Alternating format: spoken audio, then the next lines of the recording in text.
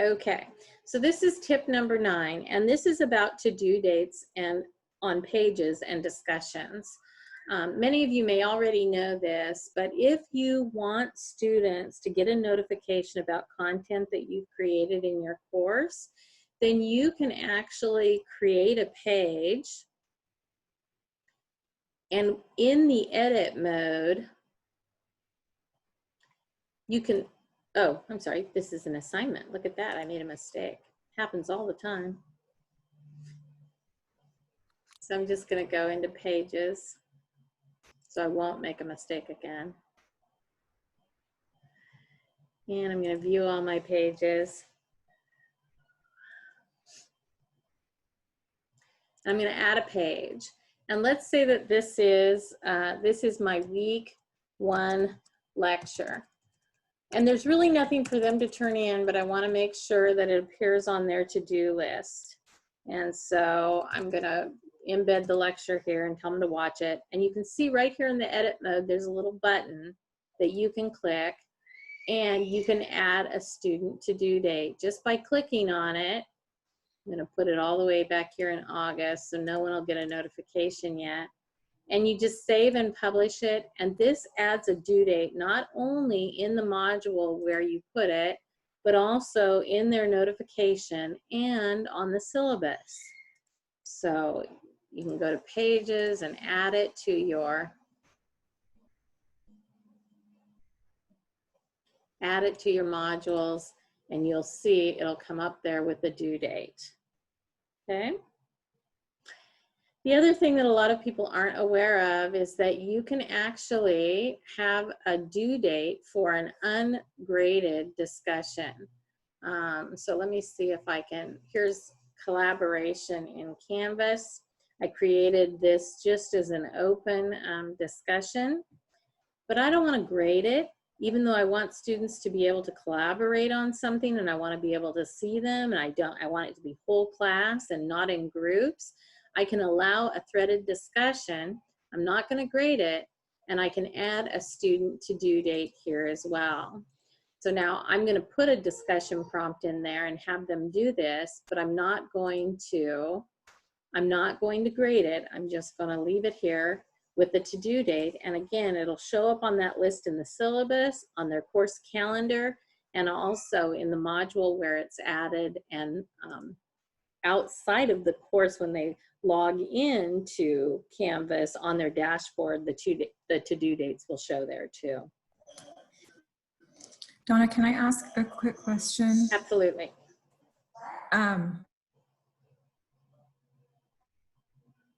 That ability Oh, you're freezing up a little bit, to, Lindsay. it's called add to due date. Mm-hmm. You can't do that in assignments. It has.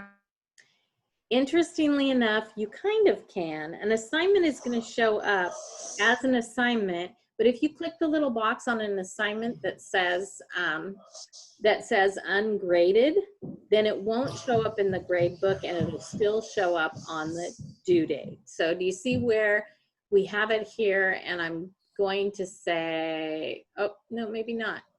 You can put do not count this towards the final grade. Okay.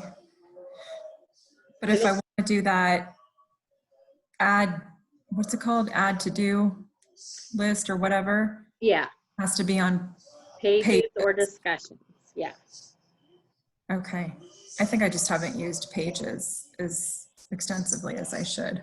Well, and the thing is with pages is that you, as we're moving kind of towards this new hybrid online near and far construction, you know, most of the time you're standing in front of your class giving a lecture, so you don't really have to include a page in your Canvas course that provides it, you know, in a digital format. But you may have to do that going forward, and so you'd want to have a page with the due date on there, probably for the date that you would be having a Zoom that they couldn't come to, you know, so you can kind of line it all up so they can see everything and get notification for them. But basically, one of the best ways that you can use this is for discussions that you don't want to grade, but where you want to create that student-to-student interaction, almost like those discussions you have in a face-to-face course where you are there, you know, having a discussion. You know, you're not going to actually grade it per se. It's just there for everybody to, you know, collaborate on their learning. But you're still going to have it in there with the to-do date so that they know they have to participate and be in there. And that, you know, we want to think about saving time when it comes to grading as well, especially since there's going to be so much of it for fall. All right, so tip number 10 is collaboration right in Canvas. We've been showing you so many tools that you can use outside of Canvas for collaboration, but inside their group space, they can use Google Docs, all kinds of stuff like that. But one of the other things that is quite clever that you can do with Pages is you can create student pages in Canvas where they can collaborate right inside the course. So we do this in some of our child development courses. So you create an assignment and you tell them exactly what it is they have to do, like build a content page in this course, that we have all of the existing verbiage if you're interested in doing that. And then they actually, once they've completed their content page, they just submit the link to the assignment so you can grade it. But the page itself is created in Canvas just like this. It's called, this is a student page, and this page was created by, and this is how you give them permission to edit. Once you have, it's just a blank page, but down at the bottom where it says only teachers, you're going to change that selection to teachers and students. And you can even add a to-do date. So let's say you've divided your course up into groups, and each week they have to create a project or a presentation inside of your course. You could actually put the to-do date on any page for that group. You can title it whatever you want. I forget what this one is titled, but I'll show you in just a minute. And then they would come in here and create the page that everyone else has to view. It's a little bit better than having them post like something in a discussion where others have to respond, because as you know, you don't always have them respond to things. They might actually be presenting content. Like if you're going to do a jigsaw, like this is what they did in the child development class where we use this. They actually assigned each group a theorist, and then they had to do the presentation of the information about the theorist. And so then the other students really only had to come and read and take a look at that information, and then they were able to apply it later in a separate assignment for the whole class. I have a question. Yes. If a student puts something on a student page, do they each have their own page? Yes. Okay. Or a group page. I wouldn't do it if you had, like if you had 20 students enrolled in your class, you wouldn't want 20 pages. No. But for this particular one, it was done in groups of 2, and they actually had, I think, 11 different theorists that they did, and but I think they did something like 4 a week. I'm going to show you about the history in Pages because I want you to understand that you really can't break anything in Canvas. As an instructor, you can go over here to these 3 little dots and you can view the page history. Now, currently this is only available on Pages, not on assignments or discussions. And you can go down and you can look at every version that has been created on the page. I'm going to go back and restore this previous version of this page because this was created by 2 students in the child development class that were assigned to Eric Erickson. And according to that assignment, this is what they created on their page to share the content with the rest of their classmates. Wow. So you can see why this is better than having them post something in a discussion, because they can go on and they can give all the information that is needed and required in the assignment, and then they can share it out. The other reason why I like this so much is because when we have students create something in Google Docs or in a group collaboration, it is student work. It doesn't copy over into another course. And so this is one of the ways that you can always go back and you can change it. They can't change to the history, but you can always go back and you can change it to a blank page. So it's kind of nice, actually. Also, it holds everything right there in Canvas, so everybody can see it. I don't know what it is about, you know, the peer pressure, but having to present to other peers inside of a course makes them step up their game, and they do an incredible job. Those are not graded items unless, as I said, you create an assignment that aligns to those particular pages, like they've done in, this is their assignment that aligns to those pages. Donna, Yes. if you create a page like that, doesn't every student in the class have access to it? So how is it set up so that only a couple of students worked on the page? Absolutely. They all have access to it. And of course, you have to have really clear instructions and tell them, please don't go in and edit anybody else's page. But again, if they do, you can always go back and restore the history. And we've only had one student do that, and that was because they got confused about which theorist they were assigned. Okay. But yeah, you can always go back and restore the history for them. So that's a clever tool to go back, but you can't limit the access because you want them all to view it. Now, once they've created and finished everything, you can go change that access to teachers only.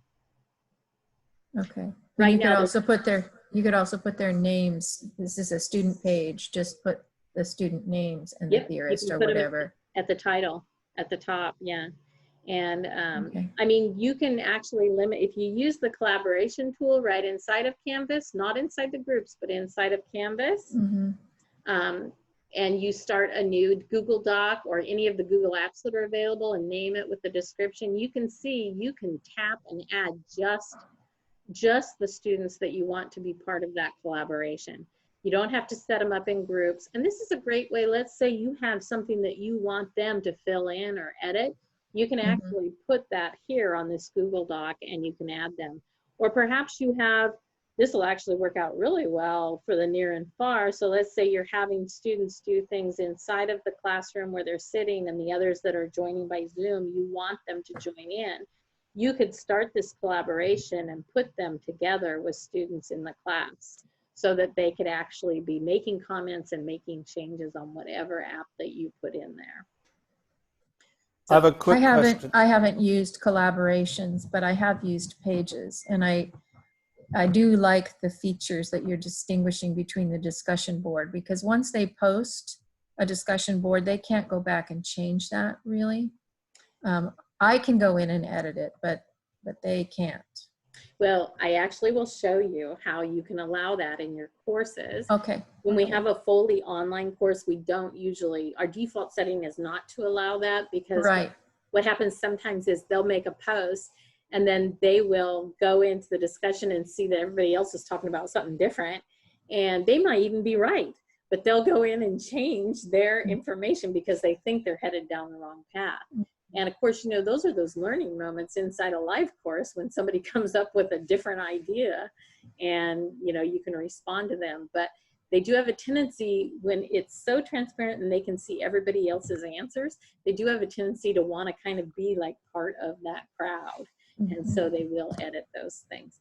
But this collaboration tool, I think you'll use quite a bit in the new kind of way we're providing information and having them work together. And they all, you know, you don't have to worry. Their PLNU account is all set up with their own Google Drive and Google Forms and all that good stuff. So they don't even have to have set up their shared drive. It will automatically share this with them as long as you click on their names there. If you've already put them in groups, you could actually just click on groups and add them over as a group onto these collaborative tools. By the way, go ahead. Quick question. You were talking about using student pages a little while back, and I was unclear. Once you've created the student page, do you create a different student page for each group? Yes. Yeah. And so you have to create a different one and name it differently for each group. Yes. And, you know, there's no duplication for pages, right now. But the good part about using Pages as a tool is that you shouldn't load a lot of information on them. They should just be a blank page for your students to work on. So it really will just be creating them and adding them into the modules.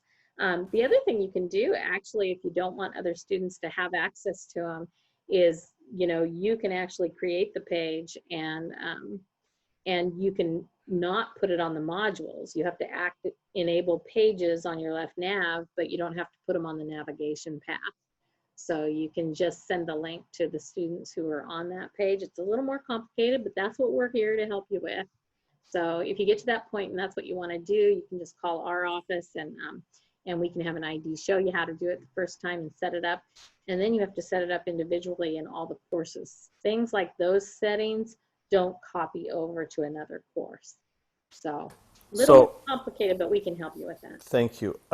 So I just want to clarify, if I have one assignment I want all my groups to do, I might have as many as 13 or 14 groups in that one assignment. So in that module, I would have to have 14 different pages there, and the students would just have to find their name of their group or whatever it is. Yeah, if you wanted to do it all at once. As I said, if you want to spread them out, it's a good idea to spread those things out across your modules instead of having it all in 1 week, or it just looks like this, tremendous amount of stuff. There is a way to just create one page and link all the pages to it as well, or even link them inside of that assignment so they don't even show up in the modules yet. And again, we can show you how to do that. But in the child development course, they do, in that one course that had such high enrollment, they did have all of those pages right there. And so they made a separate module that they just called student pages, and they put all their names and everything on them right there and let them do that separately. Then they were able to move those things around in the modules where they were going to present them during the weeks they were going to present them. So you have full control. That's very exciting. I'm going to go off of my little tips for a minute, and I'm just going to show you how you can change those options and settings inside of your courses to allow students to edit and do other things in your course. So all of you have this permission inside of your courses. You click on settings in the left navigation when you're inside your course, and then you go down to the very bottom where it says more options, and you click on that. And right here you can see, let students create discussion topics, let students edit or delete their own discussion posts. And so you just click that little box, and then all of a sudden they can edit or delete their discussion posts. You can let them organize their own groups, you can hide totals, all that stuff. Here's where you can say, that they can create pages, but you have to remember that this means that will be on every page inside of the course. So we like to leave it as only teachers. This is one that we have as a default right now. Anytime you make an announcement, we have, the last two will show at the top of that home page, filtering in kind of like an RSS feed. But if you don't want that, you can turn it off here. You can also change the number to include, all of your announcements.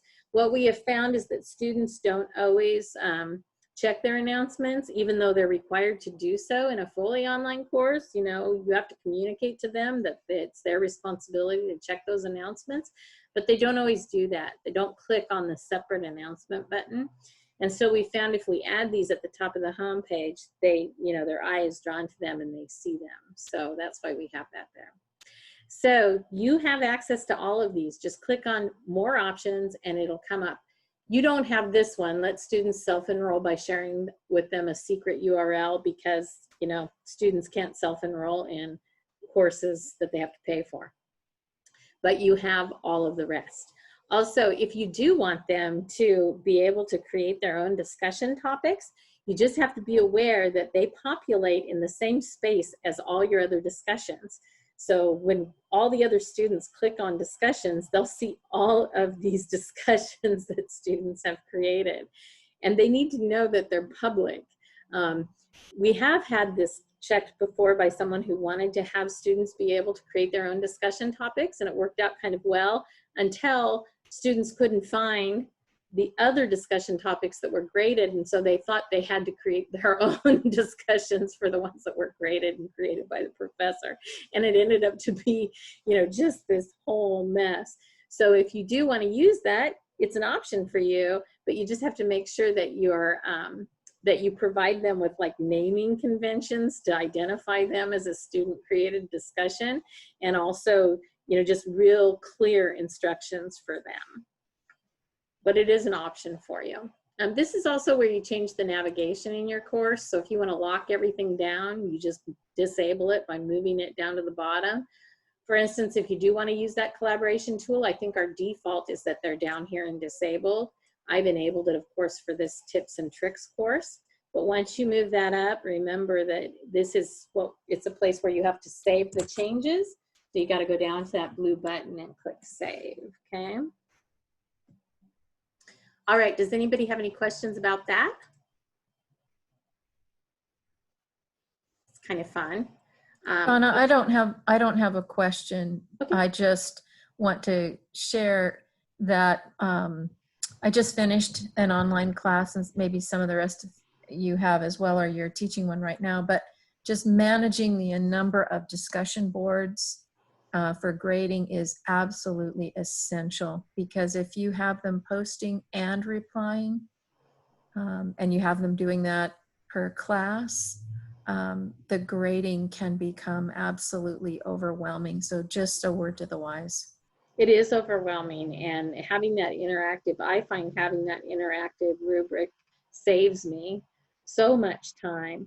And also being in the discussion and facilitating why it's happening, I'm more familiar with, you know, what they've talked about and what they've added. But it still takes a long time. If you have more than 20 students, which it looks like so many of you will, you know, I suggest always building out those discussions in groups, whether you feel like it should be a small group discussion or not, because for some reason it'll make it easier for you to facilitate, but also to grade. Because you can be in there and use the same kind of responses in different groups. So you repeat your responses, because most of them are going down the same road. But it's a lot of grading, and it takes, because, you know, when you're teaching face-to-face, you don't always grade those discussions. They just happen in the moment. Mm-hmm. You kind of grade them by watching who's participating and who's sleeping in the back of the room, right? But in the online environment, everybody participates, and it's very transparent, and so the grading becomes takes a lot of time, very time consuming.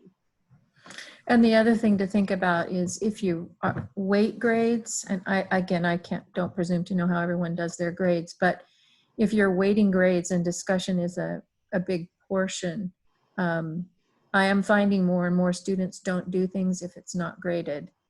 And then I really have to think about how much do I want them to do something, and then assign that kind of a weighting to the category. So that I reward the behaviors that I really want them to develop over and over again, as opposed to the tests. It is true. We do suggest using weighted grades this fall, because Canvas does all the calculations for you, and also it allows you to add and delete assignments and discussions that you need to without having to go back and recalculate all the points in your course.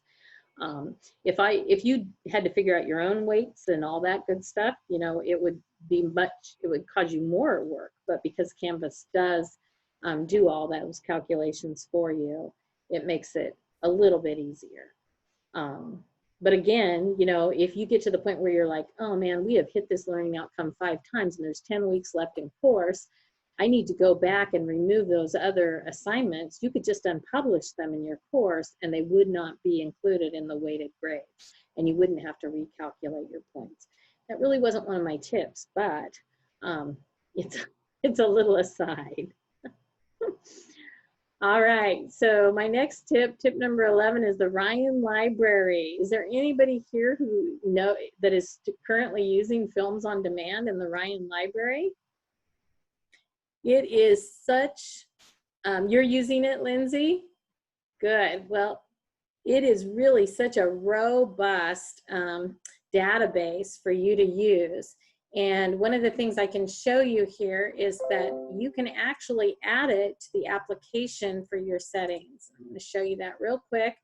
You can go into settings and you can go into apps and you can just filter by name here and you can say films on demand and it'll bring it up.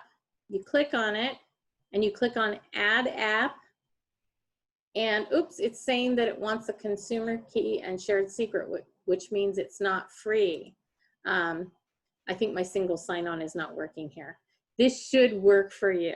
If it doesn't, you can call me and I can put it in for you. But one of the coolest features that we do have with the application here is that we have, let me see if I can find it here. I'm going to go into this discussion, which I think I just created.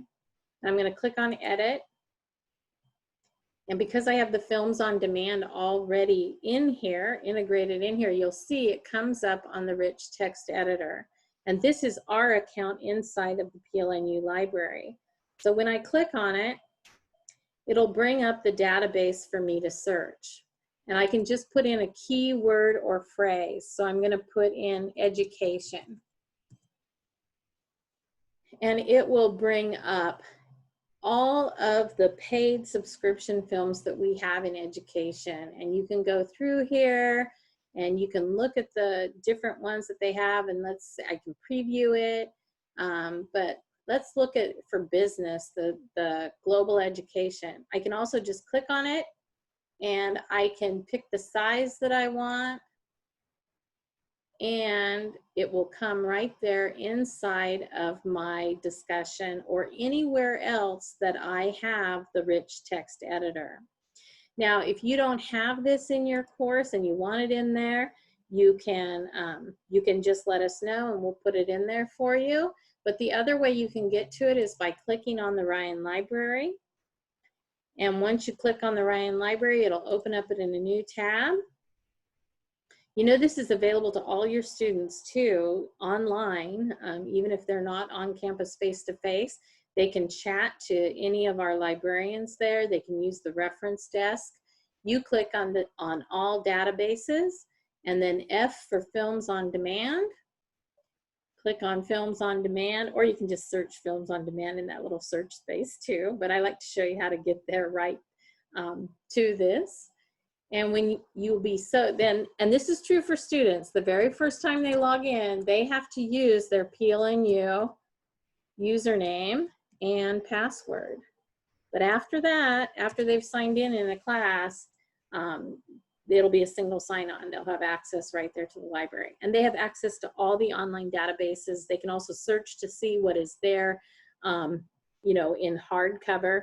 And they can then ask a librarian to set it aside. I think they're doing pick up and drop off this fall, and they will be open. But we have quite they have new music right there. We have quite a selection of subscriptions here. I remember when the BBC was showing Downton Abbey and people didn't have a subscription service on their TV. They had the largest use of the films on demand in the Ryan Library because people would get together to watch the Downton Abbey series that was presented on BBC. But you have so many films. These are all paid for, so you don't have to worry about any kind of copyright compliance. They also come with transcripts. So if I look at Lincoln's Greatest Speech here and I click on it, you can see that it'll also give you segments. So if you wanted to just embed a segment, you couldn't do it with that integrated tool in the rich text editor, but you could go here and you can just embed segments. It also gives you a citation, all that good stuff. And then to share it, you just click on it and you get the link or the embed code depending on what you want right up here. And you just copy it and you put it in your course. This is the LTI link right here, which is that little search feature inside of your rich text editor. So you could just put that link in there once you found it here inside of the inside of the database. But you need to know as well that your students have the same power you do. If you wanted to send them out to find a film to share in a discussion, they can access this database, and they can also copy and paste the links inside of any rich text editor inside of your course. So anything that you can edit. So like on that Pages assignment with the child development, when they gave them that assignment, they also asked them to search in the Ryan Library. And you saw a lot of videos and other information that was provided on those pages. And so they were able to do that from the Ryan Library. They have access to all the same databases that you do. And look, there are a lot of them. Does anybody have any questions about that? Donna, do you know if the films on demand are all accessible? They are. Okay. They all come with transcripts, and you can Okay. download the transcripts and add them. And Or the students can. The students who need them, if they absolutely, need them, they can do that. absolutely, yeah. Yeah, it saves so much time and energy. And then I also just like the fact that they've been vetted, you know, most of them as, you know, educational resources. So that is, I have this actually on the Emaze as well. So you can, if you forget the steps, they're all listed in there. I have a question. Yes. Do they also have music things that we can download like that? Just audio? Yep. Oh, I don't know if they have audio files. Okay, but they have music films. They do have music films. Yes. Okay. They don't have a audio files. I don't believe they have audio files, but we do have a lot of podcasts and a lot of other audio files that that you can have access to. I think, Keith, you can probably speak to that a little bit. You use a lot of podcasts and recordings, right? Yeah, I tend to use YouTube and just find a YouTube link and go to that. But I do think we have a resource for some music in through the Ryan Library. Let me think about how to get access to that. But Debbie, if you want to email me privately, I'll I can do that take with care you of that. later. I have Yeah. another question too. Okay. Do they have? I've sent children out to look for elementary books, not, I mean, to use for elementary education. Do we have that in the Ryan Library as well? I think we have some select copies. I don't know if they're digital, but I have a great resource for, it's called Epic, and it's free for teachers, and it has thousands of digitized picture books. EPIC, Epic? Yep. Okay, And we do use those, and they're all copyright compliant. thank you. All right, so my next tip is Creative Commons. If you haven't used it before or seen it, this is kind of fun. You know, anything under the Creative Commons license you can use. It's copyright compliant. You should all now have this link in your left navigation of your courses, of your Canvas, I should say. And when you click on it, it will bring up everything that people have shared to the Commons. That means they want to share it to you. It's not a copyright violation, and you can use it. Now you have to remember that Canvas is, you know, become the most popular LMS for K-12. And so there's a lot of resources for K-12 here, but there's also a lot of resources for higher ed. And so what you can do is you can just, let's search by music, since that's what we're talking about. Well, it'd be nice if I could spell it right, huh? And it'll bring up courses and content items that other instructors have created and shared inside of Canvas, and they're telling you, you are welcome to use this, okay? Now you can also narrow it down with filters by, you know, what do I want? Do I want pages? Do I want, oh, let's say I want undergraduate work. So now I'm gonna apply that filter, and now it will just bring up all of the courses in music that have been shared on Canvas that are undergraduate. It's kind of fun. We do use them sometimes, especially images or like listening to music, the science of music. If they had like podcasts on there that you could just bring over, you know, you could use those. Whenever I use them, I do give reference to the person who created it, just because, you know, I feel like I need to give them credit. That's what I would want my students to do. but they are licensed under Creative Commons. So let's say I'm going to click on this one from Suzanne. When I look at it, I can see here's a preview of everything that she has in her course, okay?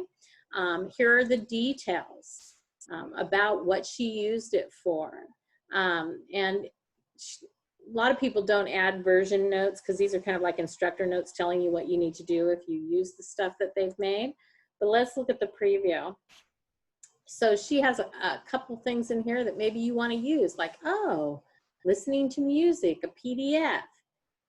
You can go over here and you can import or download her content or any content that you want to use into a course, but you have to remember if you click on this button, it's going to bring it all over, not just maybe the one thing that you want to use. Or you can add it to your favorites, or you can copy the link and save it in case you want to go back and look at it. But let's say you wanted to just use this one thing, and so you're going to click on it, and oh, it says, oh, look, it's an external link. I don't even have to copy it over. I can just open this in a new tab, and then I can use this YouTube in my class. So you don't even have to copy it over. You can just look at their resources and what they're using, okay? But this can serve if you get stuck. Like if you get stuck this fall and you're like, okay, what am I going to do for this week? This is what I really want to deliver. This is how I deliver it normally. And you want good ideas. There are some great ideas here. You know that teachers love to share. And when they create something that is wonderful, they want to share it even more. And Now, how did you get to this? It's right on, it's all the way outside of your course. You see, when you log into Canvas, you have your account profile here, and it's all the way down, and it just says Commons. And I'm pretty sure we've enabled it for all full-time faculty, should be for adjuncts as well. So if you don't have it there, send me an email, and I'll make sure we get it in there for you. But it's just a great resource. I know sometimes, you know, you've kind of hit that wall of fatigue, and maybe you have a quiz, like she has a music test right here. You look at it and you think, oh my gosh, I can use that in my class, you know? Yes. So don't be shy about looking in there. This one's kind of scary for me, but, but they are all in there, okay? All right, I was gonna show you one other thing real quickly. Oh, just talking about discussions and grading, let me just show you one of the things that we've taken to doing in the School of Ed when we're building out courses for them is that we actually put in a discussion that runs the length of the course but is not graded. And so it's a place for students to share the things that they've created in their groups.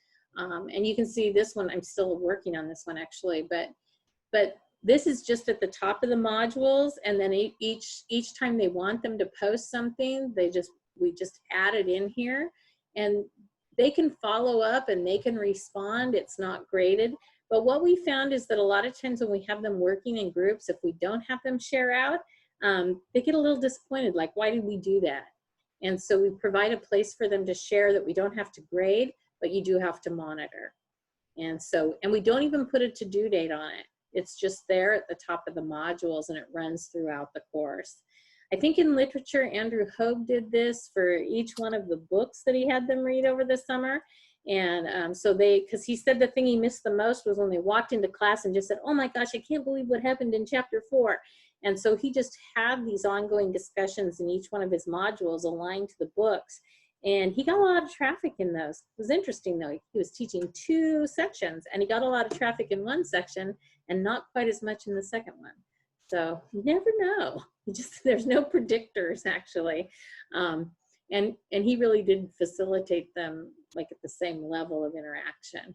So that's just another idea that can keep you from having to grade something, but also creates that kind of student-to-student interaction that's required, and gives them an opportunity to share and kind of transfer their learning, okay? And of course, my final tip is this: do not spend too much time looking for resources and how-tos or applications. Just ask for help. That's what we're here for. We try really hard to respond as soon as we possibly can.